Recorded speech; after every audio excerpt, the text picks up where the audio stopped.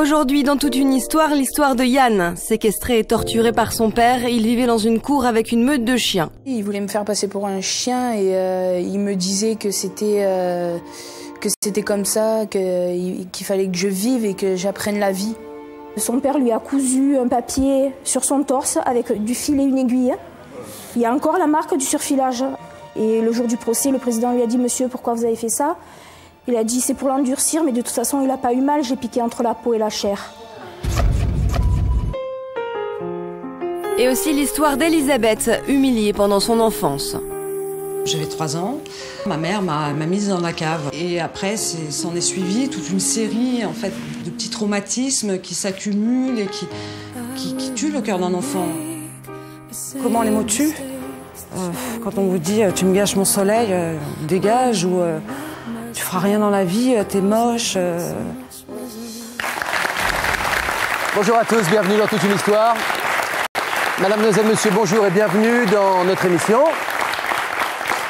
Tout le monde est concerné par notre émission d'aujourd'hui car c'est bien souvent le silence des autres qui en est la cause. Chaque semaine en France, 3 enfants meurent des suites de maltraitance. On estime à 50 000 le nombre d'enfants qui subissent de mauvais traitements de la part de leurs parents. Ce sont des chiffres qui sont terribles, effrayants, mais qui sont malheureusement encore loin de la réalité car il y a les autres, ceux qui vivent encore dans le silence, battus, humiliés, brisés, des enfants qui n'ont jamais connu l'insouciance, qui doivent grandir comme amputés de leur enfance. Comment peut-on se construire quand on a été un enfant martyr? Pour commencer cette émission, le bouleversant témoignage d'un petit Yann qui a 14 ans aujourd'hui et qui va témoigner de manière anonyme sur notre plateau. À 8 ans, ce petit garçon est devenu la victime des sévices de son père, des sévices inimaginables. Il vivait au milieu d'une meute de chiens. Son père le faisait vivre comme un chien. Ça ressemble à un film d'horreur, mais c'est une histoire vraie. Voici l'histoire de Yann. À la suite du divorce de ses parents, le petit Yann a été enlevé, séquestré et torturé par son père. 4 ans après les faits, il retourne dans la maison du Calvaire. C'est une maison pourrie. Vous en parlez, ça risque d'être très dur.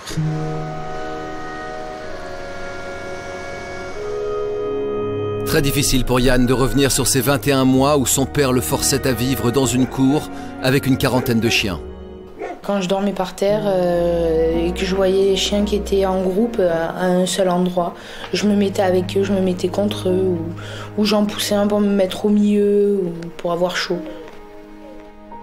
Et le calvaire de Yann ne s'arrêtait pas là, son père le privait également d'hygiène, de soins, de nourriture. Ils ne voulaient pas que je mange. Si j'arrivais à manger, je mangeais avec eux. Je piquais la nourriture des animaux. Ou des excréments de chiens, c'est pareil. Et bien que cette ville soit très fréquentée, personne aux alentours ne semblait s'apercevoir du cauchemar que vivait cet enfant. Personne ne pouvait me voir parce qu'il y avait des planches qui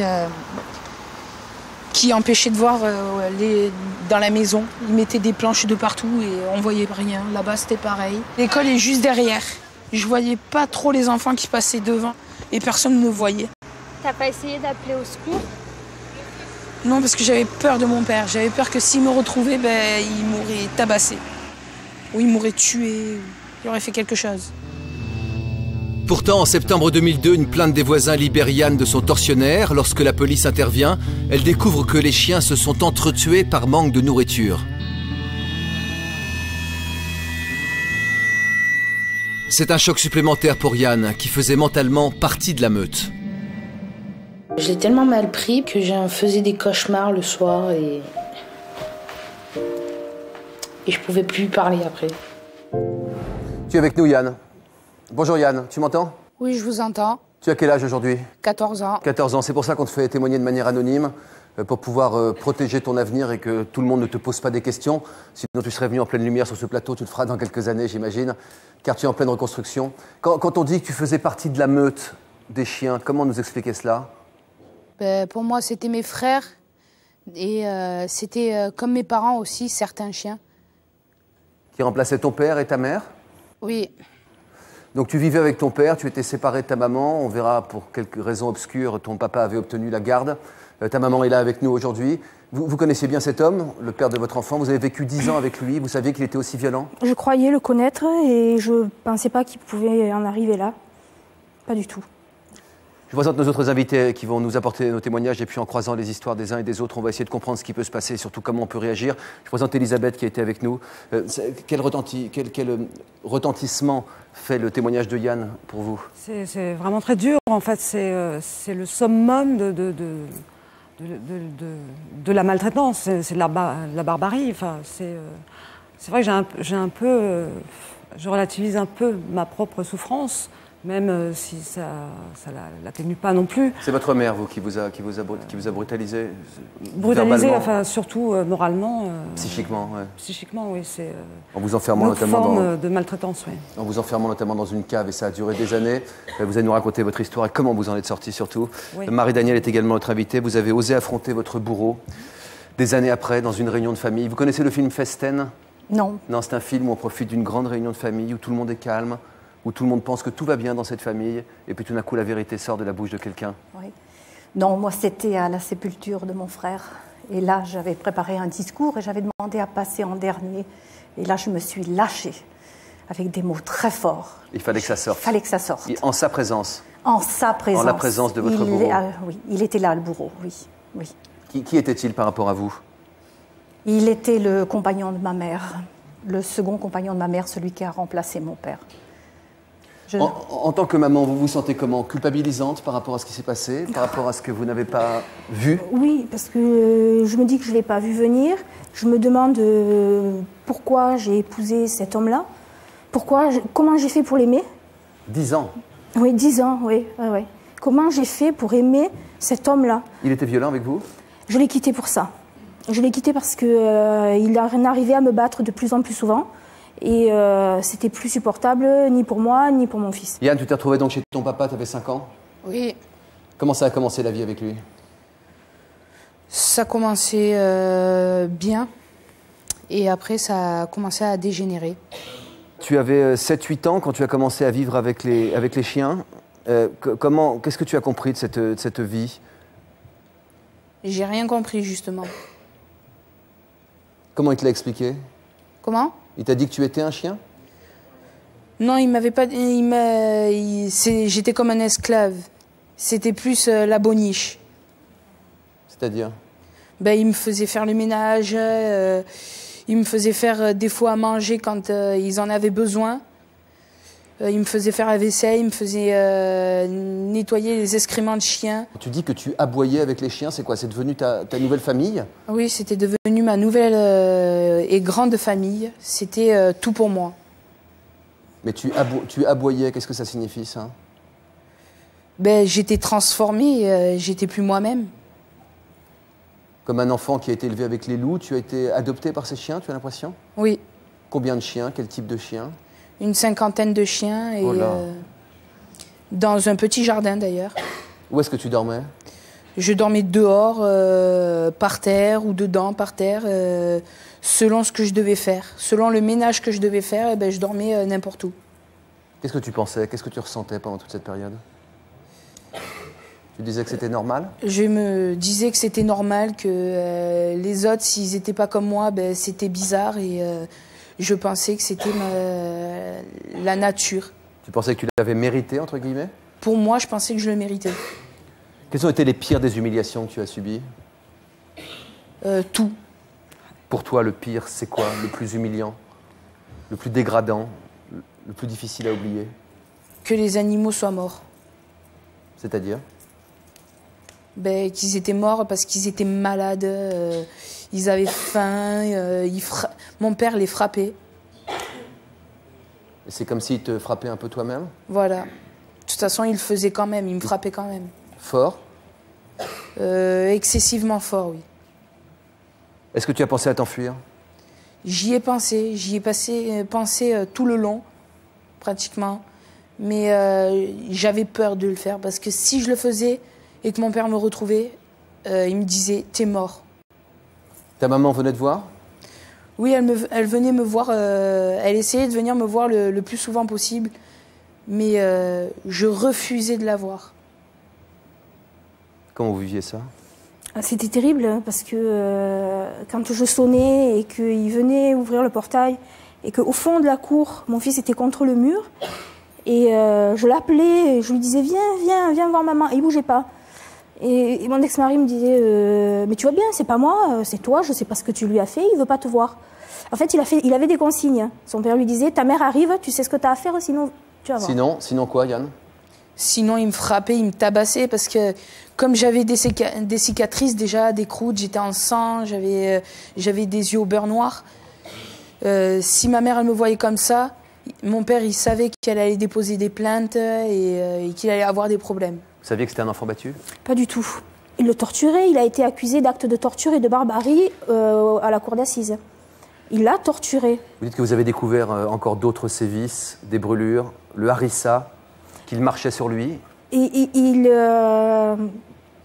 dans son journal intime, moi je lui ai acheté un petit journal en lui disant si tu veux parler, si tu as besoin de t'exprimer et que tu veux pas parler à un adulte, tu peux écrire. Donc il a écrit, son père lui a cousu un papier sur son torse avec du fil et une aiguille. Il y a encore la marque du surfilage avec écrit légionnaire parachutiste. Et le jour du procès, le président lui a dit monsieur, pourquoi vous avez fait ça? Il a dit c'est pour l'endurcir, mais de toute façon il n'a pas eu mal, j'ai piqué entre la peau et la chair. Alors voilà, les gens dans l'assistance ont fait ça, ils lui remplissaient la bouche avec de l'harissa ou du poivre, ils le scotchaient, ils le faisaient marcher sur des verres cassés. J'ai du mal à croire que vous avez vécu 10 ans avec un type pareil. Ben moi aussi, et je vais vous dire un truc, mon fils va relativement bien, c'est moi tous les mois qui vais voir un psychiatre, parce que j'arrive pas à me remettre de ça, je me demande quelle erreur j'ai pu faire pour pas voir ça. C'est... Qu'est-ce que tu as envie de dire à ta mère, Yann? Qu'elle se ressaisisse vite et que... Je ne pourrais jamais oublier ça, mon chéri, jamais. Comment tu expliques que toi, tu as ici bien? J'ai eu de l'aide. C'est-à-dire? Ah oui, tu vas pas si bien que ça, quand même. Hein. Ta maman, c'est le fait de voir ta maman pleurer qui te touche, ou est-ce que c'est le fait de te repasser ce film qui ressemble à un film d'horreur? C'est le fait de voir ma mère pleurer. Là, c'est très mignon ça, en tout cas. Je te félicite pour ça. Quel grand cœur. Il a un grand cœur. Hein. Il est plein d'amour et il se reconstruit doucement avec l'aide de psychologues et de psychiatres. Le 3 août 2002, vous allez voir votre fils et il se passe quelque chose de spécial. Ah oui. Quand est-ce que vous avez perdu la garde de votre fils? En septembre 2001. En septembre 2001, donc un an après. Vous venez le voir et là vous vous dites ce jour-là, il va se... Comme d'habitude, je viens au portail et ce jour-là, c'est lui que je vois en premier. Et son père n'était pas là, et sa copine non plus. Ils venaient d'avoir un bébé, qui avait quelques mois, je ne sais pas exactement. Et ils étaient partis avec le bébé, et ils avaient laissé le petit tout seul. Et donc, je l'ai appelé. Il a fini par s'approcher. On a discuté à travers les planches. Je suis arrivée, à force de lui parler, à le faire passer par-dessus la barrière. Il avait un tricot manche longue, un jean. Je lui ai dit, écoute, il fait chaud. Non, j'ai froid, il disait, et j'ai essayé de l'attraper par derrière. Il a fait comme ça. J'ai vite de suite attrapé son tricot. Il avait le dos qui était bleu, noir, jaune, enfin toutes les couleurs des hématomes, les unes mélangées avec les autres. Donc j'ai compris, j'ai dit ton père te bat. Il me dit non, il me bat pas. Et puis tu dis pas que tu m'as vu, tu dis pas que tu m'as parlé. Surtout tu dis rien, maman, jure, tu dis rien. J'ai dit non, je dis rien. J'ai rien dit, mais par contre je suis allée à la police. Et quand je suis arrivée à la brigade des mineurs, j'ai expliqué qui j'étais et la personne m'a dit « Ah, mais vous êtes la maman du petit... » J'ai dit « Oui, mais vous connaissez mon fils, il y a quand même quelqu'un qui s'en occupe ?» Elle m'a dit « Oui, il y a eu des plaintes pour nuisance pour les animaux. » Et on s'est aperçu qu'il y avait un enfant à l'intérieur. Je les ai menacés avec les médias. Je leur ai dit « Je vous préviens, je viens avec les médias. » Mon père m'avait parlé d'une émission d'une chaîne concurrente. Julien, voilà. que nous saluons, qui fait du bon boulot. Mon père m'a dit, écoute, va, tu mets les pieds dans le plat et que quelqu'un y aille et qu'on voit ce qui se passe. Donc là, ils ont dit, oulala, il y a peut-être... Voilà. Donc ils ont pris des photos. Il faut se battre avec tout ce qu'on a. Et il y a eu 17 pages. Le médecin légiste a fait 17 pages d'énumération de sévices qu'il avait constatés sur le corps de mon fils. Le procès a eu lieu au bout de combien de temps? Donc brûlure de cigarette, coupure... Tu as des douleurs, Yann, encore aujourd'hui? Oui, j'ai des douleurs à mes jambes. Quel genre? Des crampes, des douleurs. Qui sont liées à quoi? À quel genre de sévices? Ce sont des coups? Sur des coups, et puis on me faisait mettre à genoux sur un manche à balai sans que mes pieds touchent le sol. En équilibre, il fallait que je tienne le plus longtemps possible. Pendant combien de temps? Oh, des fois, ça arrivait que je puisse tenir 10 minutes dessus. Tu étais au procès de ton père? Oui, j'étais au procès. Vous vous êtes croisés, les regards se sont croisés? On s'est vu, mais il a vite tourné de l'œil. C'est le cas de le dire. Oui. Tu lui as dit quelque chose? Non. Tu as témoigné à la barre? Oui. Qu'est-ce que tu as dit? J'ai dit toutes les tortures qu'il m'avait faites. Comment il a réagi? Il avait dit 2 choses qu'il n'avait pas faites. Il a réussi à avouer les 3 quarts, mais il restait 2 choses qu'il devait finir d'avouer, et il n'a pas fait. Il a dit l'inverse. Il a dit qu'il n'avait pas fait. Desquels, Yann? Qui me faisait manger les excréments de chiens et de chats. Ça, il n'a pas voulu le reconnaître? Ça, il n'a pas voulu le reconnaître, et qui me faisait marcher sur des morceaux de verre. Pour quel chef d'inculpation a-t-il été condamné? Privation de soins, privation de nourriture, acte de torture et de barbarie. Combien d'années de prison? 14 ans. Il les fera pas, mais... Yann, Pardon, excusez-moi. Il n'a même pas demandé pardon à son fils. Lors du procès, moi j'attendais, en fin de procès, qu'au moins il se lève et qu'il dise 2 mots. Pardonne-moi. Mais il n'a même pas eu le courage, la décence de demander pardon à son fils. Ça m'a achevé. Qu'est-ce que tu attendais du comportement de ton père ce jour-là? J'attendais rien parce que j'ai déjà vu ce qu'il a fait. Dans toute cette période où tu as eu peur de lui, est-ce que tu le respectais au fond de toi? Oui, j'essayais de le respecter le mieux possible. Est-ce que tu l'aimais? Oui, je l'aimais, mais parce que j'étais manipulée. Sinon, maintenant, j'éprouve plus rien pour lui. Depuis qu'il est en prison, il a essayé d'entrer en contact avec toi? Oui. Maintenant, c'est terminé. Il t'a écrit? Comment? Il t'a écrit? Oui, il m'a déjà écrit quand j'étais en foyer. Qu'est-ce qu'il t'a dit dans ses lettres? Comment? Qu'est-ce qu'il t'a dit dans ses lettres? Il me demandait de venir le revoir, de lui répondre à ses lettres, que je dise rien et que je reparle pas à ma mère, que j'essaie de le refaire sortir de là où il est. Tu lui as répondu? Non, j'y ai jamais répondu, parce que j'avais déjà repris contact avec ma mère. Et tu avais retrouvé confiance en ta mère? Ça a mis du temps, hein? Pas de suite, oui, ça a été rapide. Je trouve que ça a été très rapide. Oui, parce que comment retrouver confiance dans l'adulte qui nous élève quand on a subi ce qu'on a subi? Tu avais peur de ta mère? Non, au contraire, j'étais très agressif avec elle. Pourquoi? Comment? Pourquoi? Parce que, d'après ce que mon père m'avait dit, elle était méchante avec lui. Et puis, elle m'aimait pas. D'après ce qu'il disait, elle m'aimait pas. Malgré ce que tu avais subi de la part de ton père, tu avais encore confiance dans ce qu'il te disait? Oui, malgré. Elisabeth, vous vous êtes retrouvée un peu dans l'histoire de Yann? Pour partie, mais des petites choses, surtout au niveau des humiliations qui sont moindres, évidemment. Mais des petits sentiments comme ça qui se retrouvent en fait dans toutes les formes de maltraitance. Lesquels? L'humiliation, le fait de vouloir comprendre et la force qu'il a. Parce qu'il a une réelle force, il va s'en sortir. Il a vraiment quelque chose de très fort en lui qui montre beaucoup à sa maman. Et ces choses-là, c'est des choses qui sont assez propres aux gens qui ont souffert et qui sont sortis. On va regarder votre histoire, celle d'Elisabeth, qui elle aussi a subi des mauvais traitements. Ce n'est pas son père, mais sa mère qui vous infligeait des humiliations, des violences psychologiques. Je précise que ça peut faire mal aussi, la maltraitance. Ce n'est pas simplement les coups, les tortures. Ça peut être aussi les mots. Et les mots, ça peut faire très mal.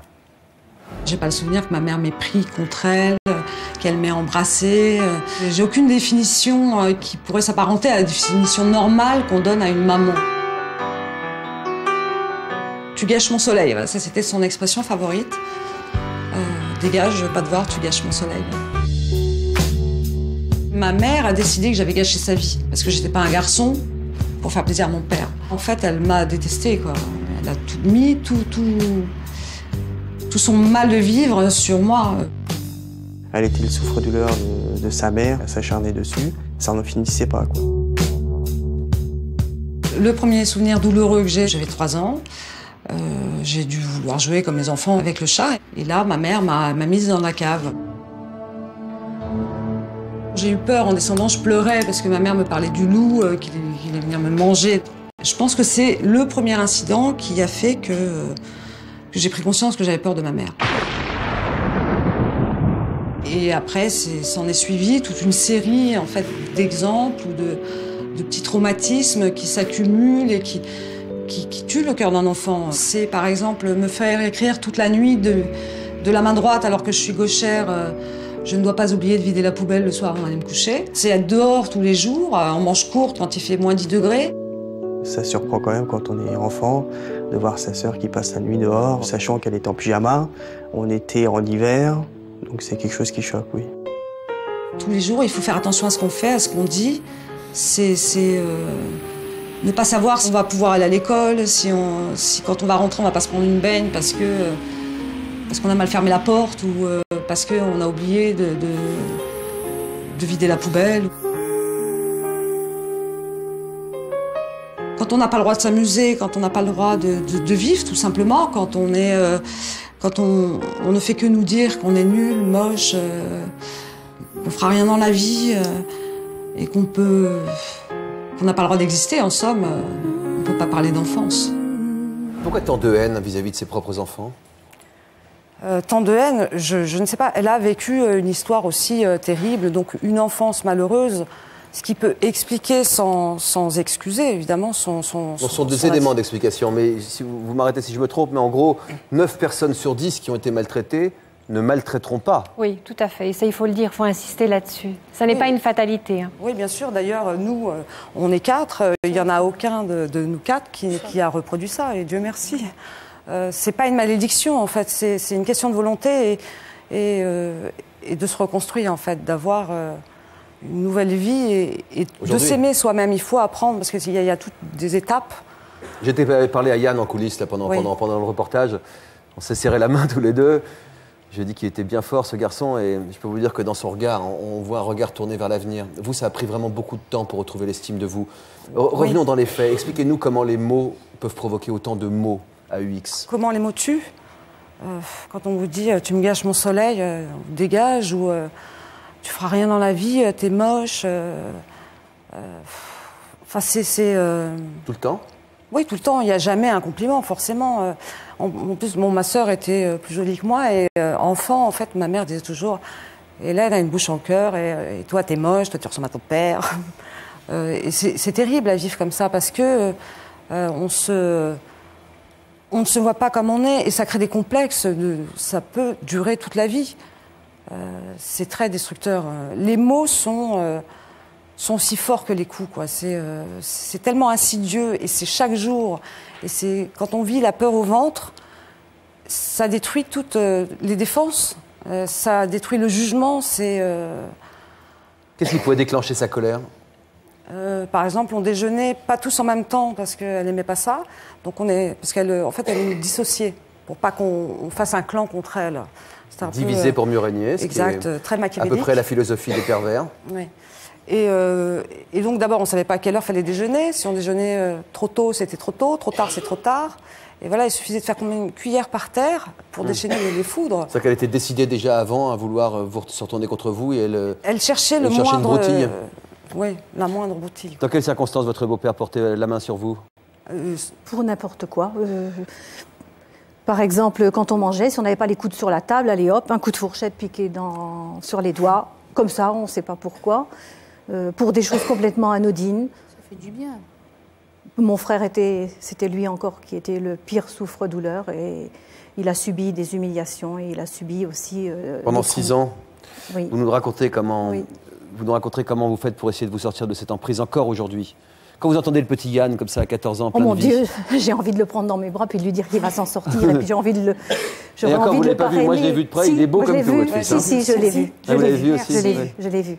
Je l'ai vu. Et il faut que le public comprenne pourquoi on le protège. C'est une loi qui protège les mineurs de leur avenir éventuel pour pas qu'ils subissent d'autres sévices supplémentaires. Je l'ai vu, j'ai envie de l'aimer. Puis j'ai eu des élèves aussi qui subissent des traumatismes de la sorte et qui ont crié au secours et fait appel à moi. Donc j'ai été réceptive. Vous aimiez votre beau-père à ce moment-là? Ah, jamais. Je ne l'ai jamais aimé. Vous n'avez jamais. Yann, tu aimais ton père pendant les sévices? Mon père, je l'aimais avant les sévices, oui, mais maintenant c'est... Non, mais pendant les sévices. Pendant les sévices, oui, j'aimais mon père, mais quand il me frappait au moment, je l'aimais plus, puis après je l'ai re-aimé. Et pourquoi tu l'aimais, à ton avis? Pourquoi je l'aimais? Justement, je me pose la question maintenant. Ah oui. Je me pose une grosse question là-dessus, d'ailleurs. Vous aimiez votre mère pendant tous ces moments-là? Je pense pas, non. Je pense que j'avais tellement peur d'elle que quand on est trop dans la peur, on ne peut pas être dans l'amour. Même si, au fond, on doit les aimer. Enfin, on les aime parce qu'ils nous ont offert la vie. Quand vous étiez élevé avec votre frère ici, présent votre demi-frère, les autres frères et sœurs, il y avait un autre homme dans la famille? Disons qu'il y avait le papa de Franck, qui était une victime également. Le papa était victime aussi? Oui. Enfin, il n'était pas souvent là non plus. Parce qu'il avait un métier, il avait un métier où il partait 24 heures. Donc, elle faisait toujours ses trucs quand il n'était pas là. Durant ses absences, en fait, elle sévissait, en fait. Et quand il rentrait, plus rien? Ça dépendait. Enfin, elle arrivait à l'entourlouper, à lui dire qu'on faisait des bêtises alors que c'était pas le cas. Et pourquoi vous disiez pas à votre père que ce n'était pas la vérité? On avait peur. C'était une peur. Bon, moi, j'étais petit. Quand ça a démarré, j'avais 10 ans à peu près. Et donc, on avait une peur au ventre déjà de rentrer de l'école, déjà pour savoir ce qui nous attendait en arrivant, puisqu'il y avait toujours un truc, tous les jours, ça changeait. Et puis, c'était des cris, des brimades, des punitions? C'était des punitions, ouais. Ils étaient arrivés de copier 100 fois ou 200 fois un soir. Je pas le droit. Il y avait aussi des coups. Il y avait aussi des coups, oui. Mais plus des punitions. Mais humiliantes? Parce que oui, humiliantes. Recopier des lignes ou faire écrire quoi? Par exemple, je dois demander avant de prendre quelque chose, du pain ou des tas de choses comme ça. Ça manquait de sens un peu tout ça. Bien sûr, c'est là le problème. C'est ça qui est le plus dur, je crois, quand on n'arrive pas à comprendre d'où ça vient. Elle peut passer aussi par les vêtements par la fenêtre parce que soi-disant c'est mal rangé et on va chercher ses petites culottes dehors et qu'il y a un voisin qui passe et on ramasse avec beaucoup de pudeur. Et les voisins, ils n'ont rien compris de tout ça? Ils n'ont rien dit? Non, parce qu'en fait ma mère entretenait une image de nous et elle nous faisait dire qu'on était méchants. Quelle manipulation? Où est-elle aujourd'hui? Oui. Ma mère est décédée, donc je l'ai accompagnée en fin de vie, ce qui était pour elle, j'imagine, une drôle d'ironie du sort. On va voir comment vous êtes sorti des griffes de votre mère. Et voici quelques éléments de réflexion. C'est en partant de chez ma mère, en fait en fuyant, que je suis parvenue à commencer à m'en sortir. Je crois que c'est la première étape indispensable pour se reconstruire. Et après, il y a tout à apprendre. Il faut apprendre à rire, à sourire, à aimer, à faire confiance. C'est tout un apprentissage de tout ce qu'on n'a pas vécu avant. Après avoir pris ses distances avec celle qui l'avait fait tant souffrir, Elisabeth s'est pourtant rapprochée de sa mère dans les dernières années de sa vie. Elle a décidé de lui pardonner, même si cette femme n'a jamais prononcé ni excuse ni regret. Pour moi, ça a été libérateur, même si j'ai pas eu toutes les réponses que j'ai cherchées. Le fait de pardonner, ça libère l'esprit, ça permet d'avancer. Parce qu'elle a su pardonner à sa mère, Elisabeth a accepté de devenir elle-même maman. Je m'étais toujours dit, je n'aurais pas d'enfant de peur de reproduire cette forme de maltraitance. Parce que c'est ce qu'on dit en général, que les gens maltraités maltraitent. Donc quand il est né, la première chose que j'ai dite, pourvu que je puisse m'en occuper. C'est vraiment été une peur. Donc je lui ai fait tout un discours en lui disant qu'on ne se connaissait pas, mais qu'on allait apprendre à se connaître et qu'on s'entendrait bien. Et je voulais lui expliquer peut-être que je serais maladroite, mais qu'il fallait qu'il me pardonne parce que j'avais pour ambition que de l'aimer.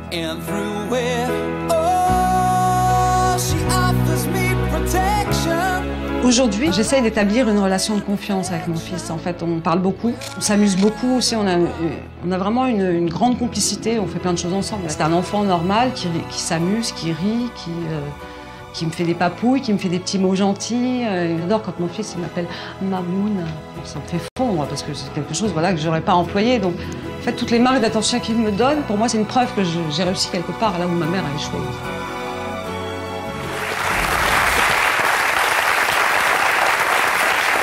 Quel âge a-t-il? 10 ans. 10 ans. Il vous fait toujours des suçons? Je t'aime maman à te faire des suçons, vous avez vu? En fait, c'était au mois d'août, donc c'est assez récent. Oui. C'est mignon comme tout. Comment vous avez réussi à retrouver confiance en vous pour pouvoir devenir une mère? Ça a été dur au début? Ça a été beaucoup de crainte, pas dur, mais justement la crainte, l'appréhension, elle était terrible. Dès que ça n'allait pas, enfin, je me sentais maladroite et au moindre conflit, on se pose toujours la question, est-ce que ma mère aurait fait ci, est-ce que ma mère aurait fait ça? Vous aviez toujours votre mère à l'époque? À l'époque, oui. Mais je le préservais d'elle. Enfin, j'avais toujours peur qu'elle... Vous l'avez présentée à sa grand-mère? Oui, il l'a très peu vue parce que c'est l'époque où elle était malade. Donc je le préservais de lui parce que j'avais un peu peur qu'elle le manipule parce que les gens comme ça, c'est toute leur vie qui sont comme ça. Donc c'est à ce moment où j'ai écrit le livre parce que j'ai eu besoin de sortir ça.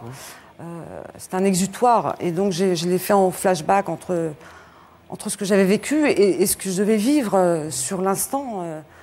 Ça a été pour moi une... Vous n'avez pas eu envie de lui faire payer les choses, non? Payer, non. Comprendre. Finalement, j'ai bouclé la boucle puisque ma mère est décédée. Et donc, elle vous a jamais rien dit? Elle n'a jamais rien voulu dire? Est-ce qu'elle a reconnu les choses, au moins, quand vous lui disiez « tu m'as fait ça, tu m'as fait ça, tu m'as fait ça » Non, ça c'est quelque chose qu'elle refusait catégoriquement. Comment elle réagissait quand vous lui disiez ça?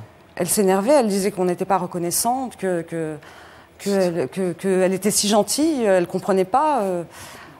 Et ça, c'est difficile à vivre pour se remettre en... Où avez-vous trouvé l'humanité pour pouvoir l'accompagner jusqu'à la mort? Peut-être parce que je suis tout simplement humaine, quoi. Enfin, parce que j'ai beaucoup de compréhension et les choses m'émeuvent beaucoup, ça me touche. Enfin, je pense que je suis humaine et qu'elle était malade en plus, donc forcément, elle était seule, elle était en fin de parcours, très isolée. Et, j'ai eu beaucoup de compassion, je ne veux pas dire de la pitié, mais c'est pas vraiment... peut-être aussi de l'amour, quoi, finalement. Jusqu'au bout, ça a été ma mère. Comment elle a réagi à ça? Au fait que je m'en occupe. Elle est restée assez égale à elle-même. Elle avait toujours des exigences. Elle avait toujours ce regard noir par moments, ce regard que je détestais, qui me ramenait vraiment à mon enfance. Elle ne se demandait pas qu'est-ce qui se passe là? Pourquoi est-ce qu'elle me pardonne? Pourquoi est-ce qu'elle m'aime? Elle ne m'a pas demandé. Enfin, elle m'a pas demandé si je l'avais pardonné. Mais à ce moment-là, je crois que je ne lui avais pas pardonné. Je lui ai pardonné parce qu'elle est morte. Vous lui avez jamais dit de son vivant que vous lui pardonniez ce qu'elle vous avait fait? Je l'aurais fait si elle m'avait dit excuse-moi, mais rien. Elle n'a pas dit le début du début de ça? Non, même pas. Je me rends compte. Non, rien. Et jusqu'au bout, j'ai cherché ces réponses. Oui. Vous avez pardonné? Non. Vous ne pardonnerez pas? Non. Vous avez été maltraité par l'un des compagnons de votre mère? Oui. Votre frère et vous étiez de faibles victimes face à cet homme malveillant. 6 longues années, presque 7, de souffrances physiques et autres. Regardez. Les 10 premières années de ma vie furent des années absolument merveilleuses, auprès de parents attentifs, aimants. Et un jour, le malheur est arrivé. Ma mère a quitté mon père. Un autre homme s'est installé dans sa vie et l'enfer a commencé. C'était un violent. Il avait fait l'Indochine, l'Algérie, il n'avait jamais eu d'enfant et il arrive dans notre vie et c'était l'horreur au quotidien et ça a duré des années. Des années de souffrance, des années de torture morale, des années de torture physique, des humiliations. Et puis il y a eu tentative d'abuser de ma personne. Ça a été l'horreur totale. Ces maltraitances, le petit frère les a également connues. À l'époque, Marie-Danielle se sent totalement impuissante. Je savais ce qu'il vivait et ce qu'il endurait. Par exemple, dans le coin, au piquet, à genoux sur une règle tout un après-midi. Un jour, il a dit à mon frère « Mets tes mains dans le dos ». Et il lui a asséné, hop, hop, hop, lui faisant valser la tête dans tous les sens. J'ai eu toute la nuit mon frère dans les bras. Mon frère me disait « Marie-Danielle, tu crois pas que je vais mourir? J'ai ma tête, ça me sonne dans la tête, ça me sonne partout. » Toute la nuit. J'ai pris mon vélo pour partir et puis je me suis dit « Non, je vais pas aller le dénoncer à la police, il va nous tuer. » J'avais peur. Quel âge aviez-vous quand vous avez... Pardon, excusez-moi, Oui. je suis surprise. Oui, Quand cet homme est arrivé à la maison, 13 ans, 14 ans, 13-14 ans. votre frère, 3 ans de moins que moi, 10 ans. vous l'avez senti tout de suite dangereux? Ah oui, tout de suite, tout de suite, tout de suite. Vous en avez parlé à votre mère? Non, avec elle, on ne pouvait pas parler. On ne pouvait pas parler avec elle. Elle était elle-même battue par lui. Mon frère était battu, moi aussi. Et votre père? Mon père le savait, mais vous savez, il faut se remettre dans le contexte de l'époque. Jean-Luc, c'était dans les années 59, 60. J'avais 15 ans en 60. Hein. Et dans ces années-là, c'était l'omerta. Hein. Il se passait des tas de choses et nous n'avions pas de téléphone, ni portable, ni téléphone, aucun moyen de communiquer. Mais entre si votre nous. père savait, il n'y a pas besoin de téléphone pour ça. Mon père savait, mais mon père avait peur pour nous. Il avait peur de cette brute aussi, qui s'en prenait à lui aussi facilement et qui nous en aurait fait, qui nous l'aurait fait payer très cher. Si vous l'aviez dénoncé à la police, madame, est-ce que les choses ne se seraient pas arrêtées? Mais à cette époque-là, c'était très difficile. J'ai des fois pris mon vélo et puis j'allais partir parce que ma mère était en train de se faire massacrer là-haut. Et j'ai hésité parce que j'ai dit, mais il y en a un de nous trois qui va rester sur le carreau. C'était une horreur. Il avait quand même, faut pas oublier, que cet homme avait loué un jardin pour faire des légumes et que par un regard d'un autre voisin, un regard qu'il n'a pas supporté, il lui a donné un coup de pelle dans la mâchoire. La personne a eu la mâchoire cassée. Mais et la police, que fait la police dans ces cas-là? Alors à la police à cette époque, mais il faut se replacer à cette époque. Et je vous assure que ce n'était pas évident à cette époque. On ne se mêlait pas des histoires des familles, c'est ça? Ah non, ah non. Et puis il y en avait qui savaient autour de nous et qui connaissaient, parce que moi-même aussi je me confiais quand même. Hein, on le disait, mais personne n'aurait osé aller le dénoncer de peur de représailles. Hein. Moi, j'ai vu sa sœur enfin, la aussi. police, quand même. Oui, oui, mais la police, à cette époque, il fallait prendre... pour la contacter, déjà, il n'y avait pas de téléphone à notre portée, il n'y avait pas d'association d'enfants battus, il n'y avait rien, on n'avait rien. Elisabeth, une génération plus tard, vous avez pensé aller à la police? Non, pas du tout. C'est quelque chose qui ne me serait pas venu à l'idée parce que je voulais préserver ma mère malgré tout, en fait. Je n'aurais pas pu la dénoncer. D'ailleurs, elle m'envoyait chez des psychiatres qui en avaient besoin, ça c'était une autre question. Mais même au psychiatre, je n'ai pas pu lui dire.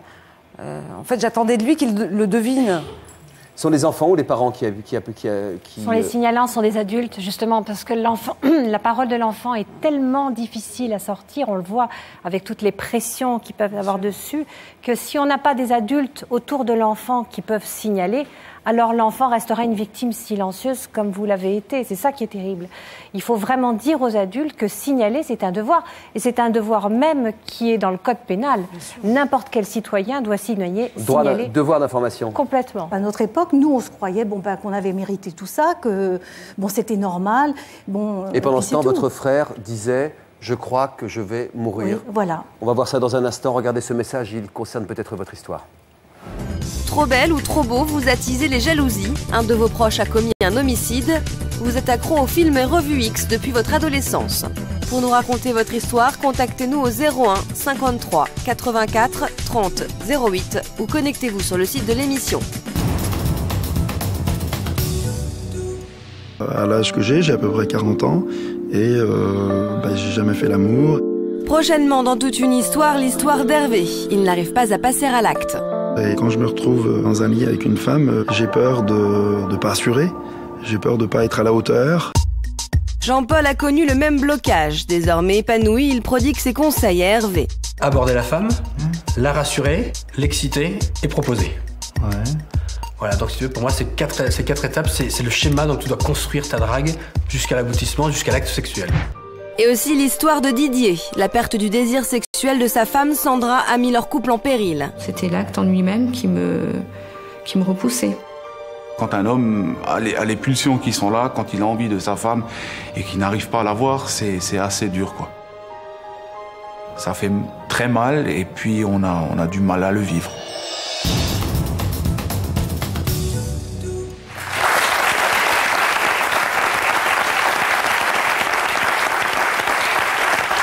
Que s'est-il passé, Marie-Danielle, le soir où votre frère vous a dit « je crois que je vais mourir » ?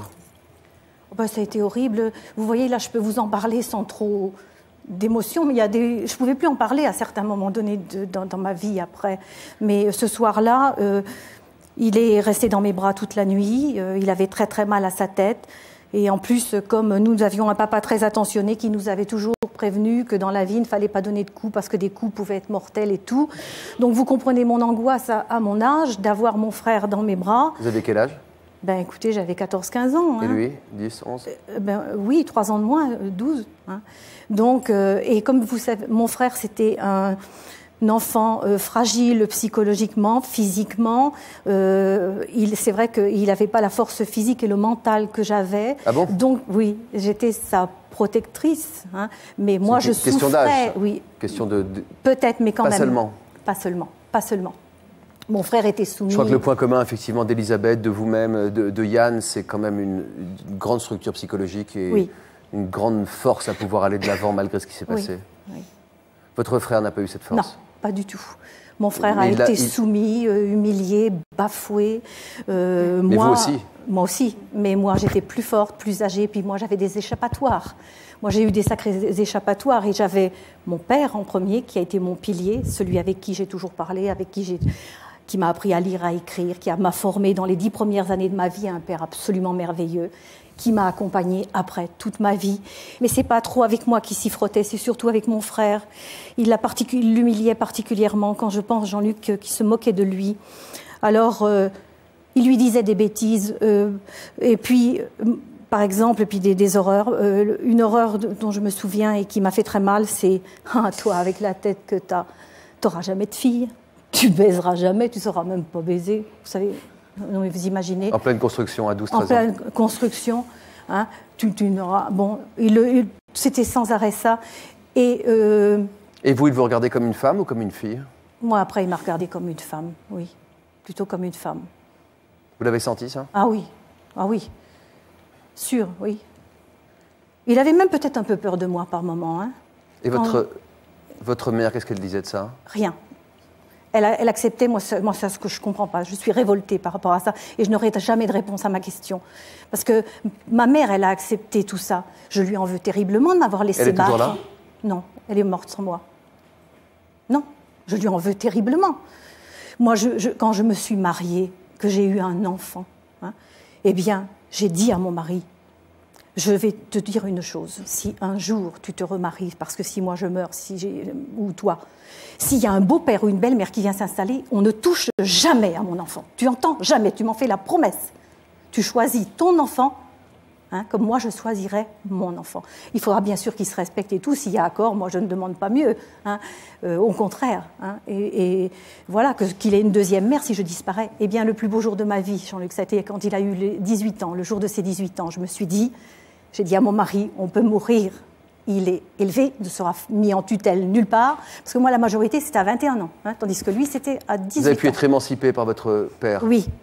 Pour pouvoir sortir des griffes de votre beau-père. C'est le seul moyen qu'il a pu trouver. Oui, alors ça, oui, mais ça encore, il y a encore les histoires d'avocats et tout ça, j'ai quelque chose là qui ne passe pas. Mais il y avait déjà des attouchements, enfin je veux dire par là, vous en étiez où, vous, de cette relation horrible avec ce beau-père ? Oui, je dormais dans un couloir parce qu'il n'y avait pas de place pour moi à la maison quand j'arrivais. Je dormais donc dans un, comment on appelle ça, dans un siège de camping, là, vous savez, je ne sais plus, un lit de camping ? Un lit de camp, voilà. Un lit pliant, un lit de camp. Un lit de camp. Je dormais dans le couloir et tout, et il a commencé à plusieurs reprises à avoir des assauts sur ma personne, et au moment d'une fugue aussi qu'avait fait mon frère. Et là, le danger était imminent et grave. Et comme j'avais cet homme en horreur, vous pensez bien que pour moi, c'eût été terrible s'il y avait eu aboutissement. Oui, puis compte tenu des circonstances familiales, c'était l'horreur. C'était tous les repères qui explosaient voilà. une fois de plus. Et donc... vous avez quel âge à ce moment-là ? J'avais 20 ans. C'était au moment de partir. Votre frère était encore sous le toit. Oui. Votre frère est décédé ensuite des suites d'un cancer. Vous pensez que c'est lié indirectement à ce qu'il a subi ? Oui, parce qu'il était de santé et de constitution fragile à la naissance. C'était un enfant qui avait besoin de soins et de protection. Et de par l'arrivée de cette personne dans notre famille, il n'a jamais pu se construire. À quel âge est-il parti ? En fait, il est parti quand moi j'ai été émancipée parce qu'on a dit, il faut peut-être que j'explique les choses, Les avocats ne vous disent pas qu'on peut émanciper un mineur, c'était à l'époque le cas, à 15 ans et 3 mois sur la seule demande du père et de la mère. Pourquoi ils n'ont jamais rien dit? Ça m'aurait épargné 5 années de souffrance, 5 années pour mon frère pareil. Alors que mon frère était plus fragile, on a fait savoir à ma mère qu'on allait l'émanciper. En fait, on ne l'a pas fait parce qu'on voulait toujours, avec papa, quand même avoir un certain petit contrôle sur lui pour le protéger. Donc, ils ont cru qu'il était émancipé, donc il est venu vivre dans notre maison, dans notre refuge, ce qu'on appelait notre refuge, nous. M'étonner. Hein? Une maison de bois, près de la rivière, un bonheur. Aucun confort, le café gelé le matin, le lait gelé, on s'en fichait, c'était le bonheur. On arrivait dans cette maison, on grimpait les escaliers, on était heureux. On avait vous avez réussi à vous en sortir. Pourquoi votre frère ne s'en est... À quel âge est-il mort d'un cancer? À 50 ans, il y a 8 ans. Sans jamais avoir connu le bonheur, l'épanouissement? Il a connu le bonheur, non, il a connu le bonheur parce qu'il a fondé une famille, il a eu une fille qui a superbement réussi.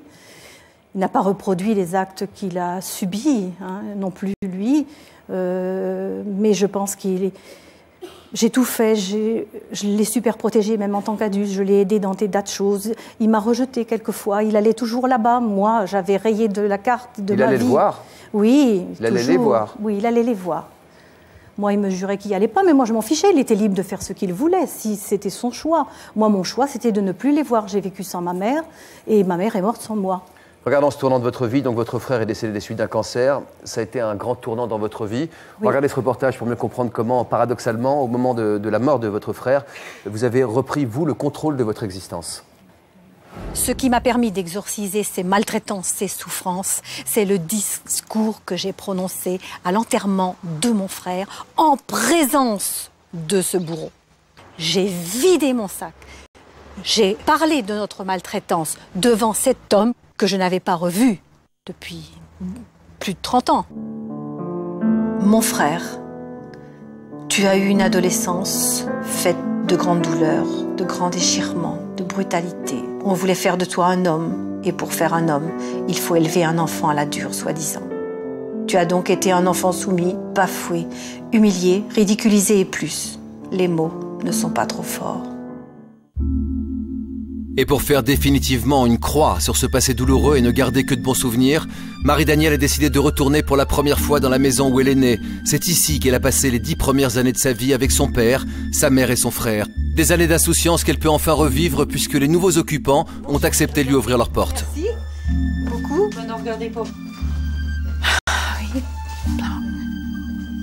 C'était ma chambre qui donnait sur la rue. C'est très touchant, forcément j'ai poussé mes premiers cris ici. J'ai vécu ici des 10 années de bonheur.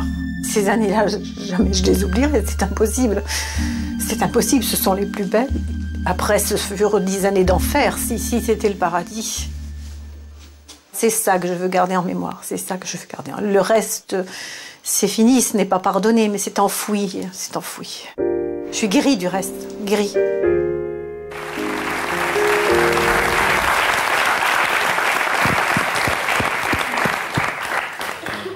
Eh ben dis donc, c'est des larmes de quoi? De soulagement. Ouais. Oui, parce que bon, je pleure plus maintenant. La nuit, je rêve plus. Je suis guérie. Ça fait pas longtemps que je suis guérie, mais je suis guérie sans avoir eu des soins de qui que ce soit. Mais je pense que moi, j'ai eu des exutoires, des échappatoires que j'ai pris. Ça a été mon métier, mon mariage, l'école normale, mon père et tout. Mais je suis guérie parce que je ne rêve plus la nuit. Mais quel moment de vérité, quel courage il faut quand même dans cette société, en plus des années 60, où on ne parle pas. Où c'était le bonheur, la musique et tout, les copains et tout. Oui. Mais où on ne parlait pas des problèmes des familles. Ah non. Parlez-nous de cette séquence au cimetière. Qui était autour de la tombe? Qui était là? Lui, le bourreau. Qui d'autre? Qui d'autre? Ah, il y avait la famille. Toute la famille? Toute la famille. Il y avait beaucoup de monde, tous les amis de travail. Il y avait de mon côté aussi énormément de monde. Des amis de cet homme aussi? Très peu. Non, je ne vois pas. Comme par hasard. Sa compagne, sa nouvelle compagne. Il y avait sa nouvelle compagne et ses enfants. Ses enfants, oui. Et vous n'êtes pas démonté? Ah, pas démonté du tout. Vous avez surpris votre monde? Oui, j'ai surpris le monde. J'ai tellement surpris le monde que, une fois que j'ai eu fini mon discours, Comment vous l'avez commencé, ce discours? J'ai dit hommage à mon frère. Les sanglots longs des violons de l'automne. Berce mon cœur du C'est là lendemain que j'ai monotone. vu une de mes demi-sœurs faire... C'est connu. J'ai rien dit, j'ai fait comme si je n'avais rien vu puisque je ne Et vous avez regardais pas. développé votre discours peu à peu. Ah, ça m'a donné une force. Dans l'église, je parlais, j'ai déjà une voix qui porte, hein, mais je parlais tellement fort et avec intonation et j'appuyais sur les mots et c'était ma douleur. Comment qui réagissaient sortait. les autres, lui, le bourreau? Personne, ça ne me fait pas, puis de toute façon, je ne le regardais pas. Le prêtre? Le prêtre, il disait rien, rien du tout. Mais alors, par contre, dans l'assistance, il y avait, comme on dit, un silence de mort, hein, je peux vous le dire. Hein, on va faire un petit peu d'humour, parce que... Comment vous avez terminé votre discours? Comment j'ai terminé? Tu as été un homme, mon frère, parce que, d'après ce monsieur, pour faire de quelqu'un un homme, hein, eh ben, il faut l'élever à la dure. Eh ben, moi, je ne suis pas d'accord, parce que la maltraitance, on ne lève pas quelqu'un avec de la maltraitance, ce n'est pas vrai. Mais le bourreau, Alors, le bourreau, lui, il n'a rien dit. Je suis sortie de l'église à fond la caisse, là, sans regarder personne. J'étais dans un autre monde. J'étais partie. J'étais contente, j'étais soulagée, apaisée. Je me dis, je l'ai lu, puis je ne me suis pas démontée. Je suis sortie. J'ai donc, après, il y a des gens qui me faisaient comme ça, des gens que je ne connaissais pas, après, que j'ai rencontrés dans la rue, qui m'ont reconnu, qui m'ont dit, j'étais à l'enterrement de votre frère. Les 2 pouces comme levés. ça. D'autres en voiture, quand on allait au cimetière, qui m'ont fait Marie-Daniel. Oh, comme ça. Bon. Je ne me suis pas démontée. Hein. Il faut bien que les bourreaux sachent qu'un jour ou l'autre, la vérité peut sortir. Mais bien sûr. Elle peut sortir cash, direct, qu'on n'aura rien oublié. Et encore, je l'ai épargné, parce que j'ai été gentille. Après la cérémonie, il y avait des retrouvailles à la maison de mon frère. On y était tous, il est arrivé, avec sa petite famille. Il a eu le culot de venir, quand même. Il est venu. Et alors? Qui vient, je n'ai pas regardé. Quelquefois, nos regards se sont croisés, mais ouf, moi je... Est-ce que les regards des autres ont changé sur lui? Je ne sais pas et je m'en fiche. Totalement. Éperdument. Il faut dire... Yann, qu'est-ce que tu penses de tout ça? Je pense que c'est horrible, aussi. Et qu'est-ce que tu penses de l'acte qu'a fait cette dame? C'était génial. T'es adorable. Vous aussi. On peut toujours s'en sortir. Carole raconte l'histoire de Yann qui est avec nous aujourd'hui dans ce bouquin, Prisonnier de son père, aux éditions Michel Lafon, chronique d'un harcèlement parental. On s'en sort avec les mots, toujours avec les mots. C'est le témoignage d'Elisabeth qui était notre invitée également. Je remercie tous nos invités d'avoir été avec nous. À la prochaine fois. Merci.